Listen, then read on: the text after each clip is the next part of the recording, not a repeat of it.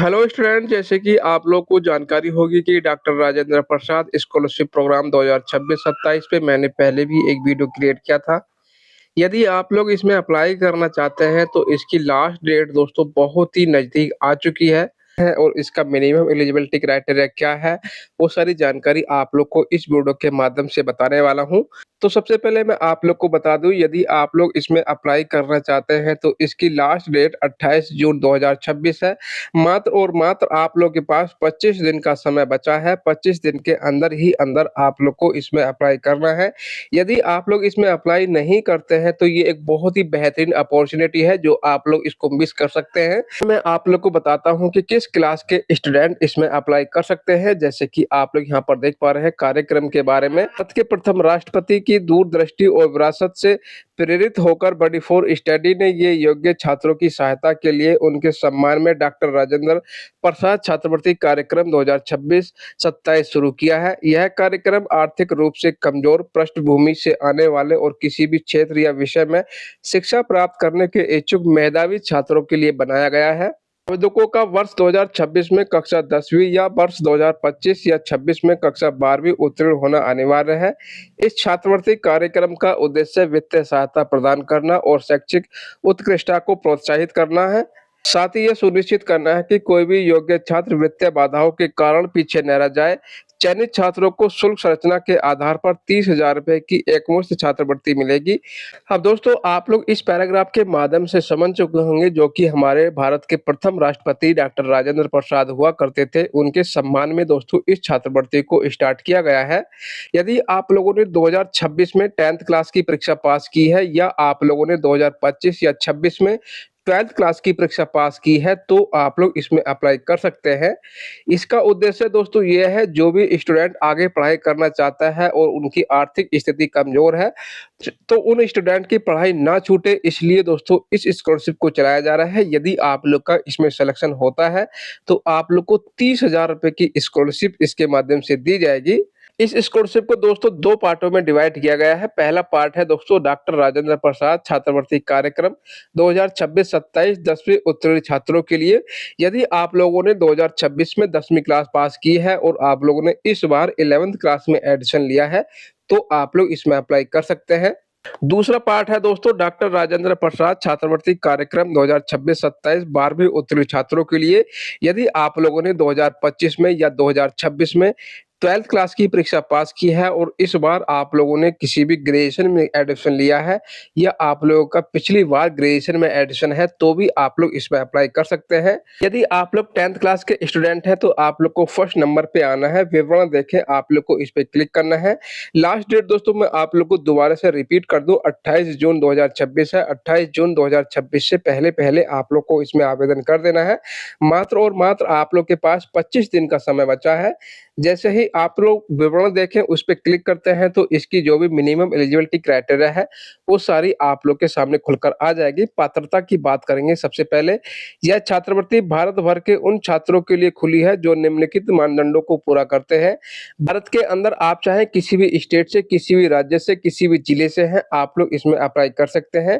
छात्रों को वर्ष 2026 में 10th क्लास की बोर्ड परीक्षा उत्तीर्ण करना अनिवार्य है। यदि आप लोगों ने 2026 में 10th क्लास की परीक्षा पास कर रखी है तो आप लोग इसमें अप्लाई कर सकते हैं। आवेदकों को पिछली कक्षा में न्यूनतम 65% अंक प्राप्त होने चाहिए। आप लोगों ने जो भी 10th क्लास की परीक्षा पास की है उसमें आप लोग के कम से कम 65% अंक होने चाहिए। माता पिता के सभी स्रोतों से वार्षिक आय 8 लाख रुपए से अधिक नहीं होनी चाहिए। इसमें दोस्तों कुछ स्टूडेंटों को प्राथमिकता भी दी जाएगी। प्राथमिकता किस प्रकार के स्टूडेंटों को दी जाएगी? सरकारी स्कूल से उत्तीर्ण छात्र। यदि आप लोगों ने 10th क्लास की परीक्षा सरकारी स्कूल से पास कर रखी है तो इसमें आप लोग को प्राथमिकता दी जाएगी। विकलांग व्यक्ति, यदि आप लोग एक विकलांग स्टूडेंट हैं तो भी आप लोग को इसमें प्राथमिकता दी जाएगी। पूर्वोत्तर क्षेत्र और आकांक्षी जिलों के छात्रों को भी इसमें प्राथमिकता दी जाएगी। यदि आप आप लोग इस क्राइटेरिया के अंदर आते हैं तो इसमें आप लोग के सिलेक्शन होने के अधिक चांस है कि आप लोग का इसमें क्या फ़ायदा होने वाला है। चयनित छात्रों को उनकी शुल्क संरचना के आधार पर 30,000 रुपए की एकमुश्त छात्रवृत्ति प्राप्त होगी। यदि आप लोग का इसमें सिलेक्शन होता है तो आप लोग को 1 साल में 30,000 रुपए की स्कॉलरशिप दी जाएगी। देखिए दोस्तों, आप लोग को एक नोट बताया गया है। नोट में दोस्तों बताया गया है छात्रवृत्ति का राशि का उपयोग केवल शैक्षिक खर्चों जैसे कि ट्यूशन फीस, किताबें, अध्ययन सामग्री, आवास और शिक्षा से संबंधित ही आप लोग को खर्च करना है। जो भी आप लोग को स्कॉलरशिप मिलेगी आप लोग को अपने शिक्षा के ऊपर ही इसको खर्च करना है। बहुत सारे स्टूडेंट ऐसे होते हैं स्कॉलरशिप के पैसे से मोबाइल खरीद लेते हैं, शॉपिंग कर लेते हैं, इस प्रकार के कार्य करते हैं, तो इस प्रकार से आप लोग को नहीं करना है। डॉक्यूमेंट्स की बात कर लेते हैं कि आप लोग के इसमें क्या-क्या डॉक्यूमेंट्स लगने वाले हैं। हालाँकि पासपोर्ट साइज का फोटो आप लोग का लगेगा, सबूत का पहचान पत्र आप लोगों का लगेगा जिसमें आप लोग Aadhaar card, PAN card, driver licence दे सकते हैं। कक्षा 10 की मार्कशीट आप लोग को इसमें देनी होगी। प्रवेश का प्रमाण पत्र आप लोग को देना होगा। जिस भी कॉलेज में आप लोगों ने 11th क्लास में एडमिशन लिया है उसका प्रूफ आप लोग को देना होगा। शुल्क रसीद या शुल्क संरचना दोस्तों आप लोग को देना होगा। सक्षम प्राधिकारी द्वारा जारी वार्षिक अभिभावक का आय प्रमाण पत्र देना होगा। जो भी आप लोग की फैमिली का इनकम सर्टिफिकेट है वो आप लोग को देना होगा।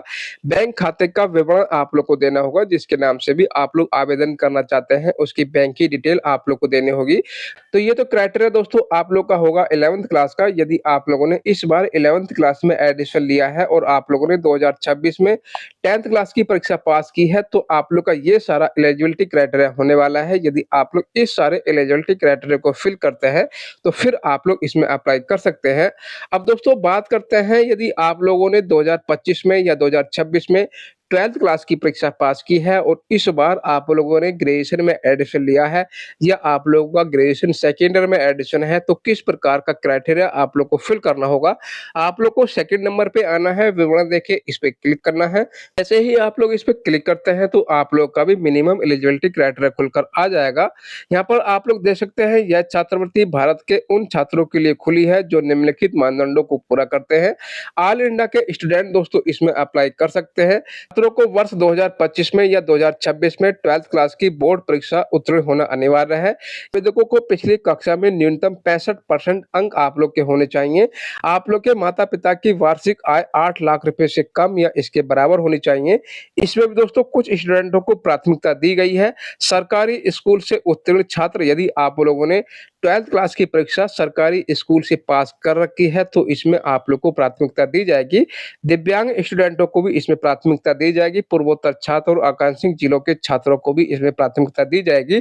फायदे की बात कर लेते हैं। चयनित छात्रों को उनकी शुल्क संरचना के आधार पर 30,000 रुपए की एकमुश्त छात्रवृत्ति प्राप्त होगी।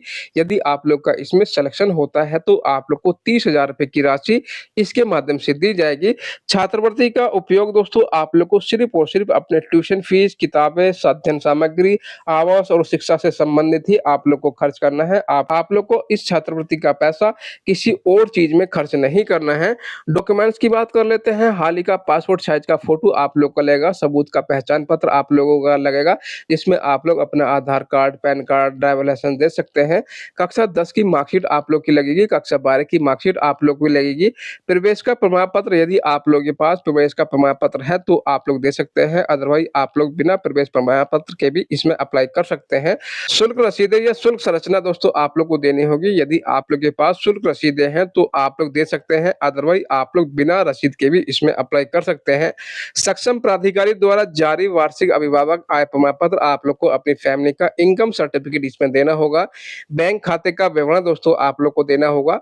तो ये सारा मिनिमम एलिजिबिलिटी क्राइटेरिया आप लोग का 12th पास स्टूडेंट का है। यदि आप लोगों ने 2025 में या 2026 में 12th क्लास की परीक्षा पास की है और आप लोग इस मिनिमम एलिजिबिलिटी क्राइटेरिया के लिए एलिजिबल हैं तो आप लोग इसमें अप्लाई कर सकते हैं। अप्लाई दोस्तों आप लोग को किस प्रकार से करना है, अप्लाई करने का प्रोसेस भी दोस्तों मैं आप लोग को बता देता हूं। यदि आप लोग 12th पास स्टूडेंट हैं तो आप लोग को अभी अप्लाई करें, आप लोग को इस पे क्लिक करना है। और आप लोग 10th पास स्टूडेंट हैं तो आप लोग को फर्स्ट नंबर पे जाना है, जहां पे लिखा है अभी अप्लाई करें, आप लोग को इसी पे क्लिक करना है। जैसे ही आप लोग इस पे क्लिक करेंगे तो आपके सामने कुछ इस प्रकार का इंटरफेस खुलकर आएगा। यहाँ पर आप लोग को अपना मोबाइल नंबर डालना है, पासवर्ड डालना है। पासवर्ड डालने के बाद आप लोग को लॉगिन कर लेना है। लॉगिन करने के बाद आप लोग के सामने इस इसका फॉर्म खुलकर आ जाएगा। वहाँ से दोस्तों आप लोग को स्टेप बाय स्टेप सारी जानकारी को अपनी फिल कर देना है। अब बहुत सारे स्टूडेंटों के मन में ये सवाल होगा कि पासवर्ड हम लोग को किस प्रकार से डालना है। तो आप लोग की जानकारी के लिए बता दूं, यदि आप लोग वर्डी फॉर स्टडी के प्लेटफॉर्म पर फर्स्ट टाइम विजिट कर रहे हैं तो वर्डी फॉर स्टडी पे सबसे पहले आप लोग को अपना बेसिक रजिस्ट्रेशन करना होता है। बेसिक रजिस्ट्रेशन करने के बाद ही आप लोग किसी भी स्कॉलरशिप में अप्लाई कर सकते हैं। तो ये स्कॉलरशिप आप लोग को बडी फॉर स्टडी के प्लेटफॉर्म पर ही मिलेगी। बडी फॉर स्टडी के प्लेटफॉर्म पर स्कॉलरशिप में आवेदन करने के लिए आप लोग को अपना अकाउंट बनाना होगा। अकाउंट बनाने के लिए आप लोग को खाता बनाने वाले ऑप्शन पे क्लिक करना है। जैसे ही आप लोग खाता बनाने वाले ऑप्शन पे क्लिक करेंगे, आप लोग के सामने कुछ इस प्रकार का पेज खुलकर आ जाएगा। यहाँ पर आप लोग को अपना फर्स्ट नेम फिल करना है, लास्ट नेम फिल करना है, ईमेल आईडी फिल करना है, मोबाइल नंबर फिल करना है। आप लोग को अपना पासवर्ड फिल करना है, कंफर्म पासवर्ड फिल करना है, आई एग्री पे टिक करना है। इसके बाद आप लोग को साइन अप पे क्लिक करना है। साइन अप पे क्लिक करने के बाद आपके सामने कुछ और बेसिक जानकारी यहाँ पे पूछी जाएंगी। वो सारी बेसिक जानकारी को आप लोग को फिल कर देना है।